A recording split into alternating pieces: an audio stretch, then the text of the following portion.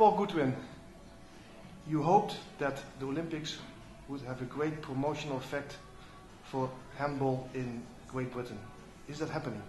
I'm absolutely certain it's happening. You only have to read the media here, and most importantly, to be in the stadium, in the handball arena, and witness the way that the public are becoming inspired by teams that are struggling to fight against much stronger nations, but the final scoreline is masked by the applause and the enthusiasm of the crowd.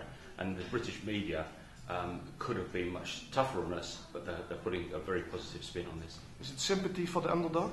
No, I don't think it is at all. I think this is it's most of the people that are going to to watch the handball matches and to watch it on TV are just so surprised at what they see. They knew nothing about handball before, and the pure physicality, the speed, the excitement. I think they want more of it now. Do you think that a lot of young people in Great Britain are inspired to go and play handball?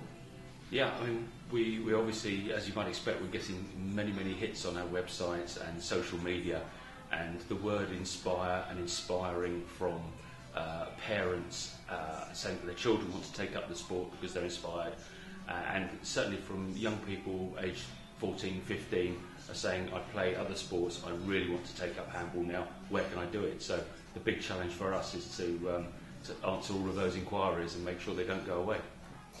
For the last 2 years, Limburg and GB Handball have worked together. Are you willing to continue that after the Games?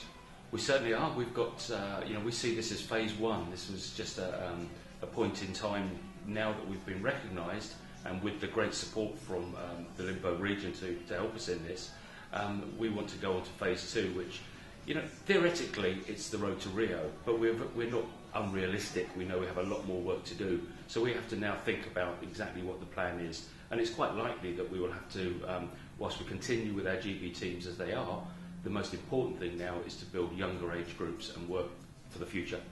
What did you like about the joint venture with Limburg the last years? I think the enthusiasm that's come from Topsport Limburg and the Tasty Limburg brand has just been fantastic. Everybody got behind it. It was a great help for us to convince other people to be part of an exciting project. And I think the players, the girls in particular, they warmed to the idea, and we've had some great relationships there. I think you got some ideas about what's happening after the Games. Can you tell something about it, or is it too early? I can't give you any detail, but I can certainly tell you that we're already in discussion with the European Handball Federation and the International Handball Federation to make sure that we don't lose the impact of this Games. It's really important, not just for Great Britain, but I think for all developing handball nations. The handball world, the top of the handball world, is just a very few nations. We need to make it more accessible to the lower ranked nations, and certainly for us, we see this as a fantastic opportunity to develop handball in the English-speaking world where it's weakest. Paul, what does the rest of the world think about handball in Great Britain? It's quite interesting since the competition started. Certainly from the other nations that are competing in the tournament, they've been full of praise at the progress that we've made.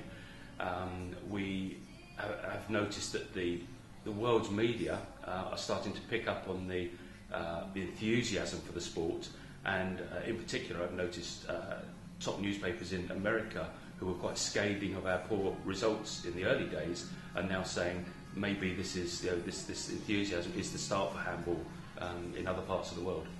And that's the spin-off of the Olympics for you? Absolutely.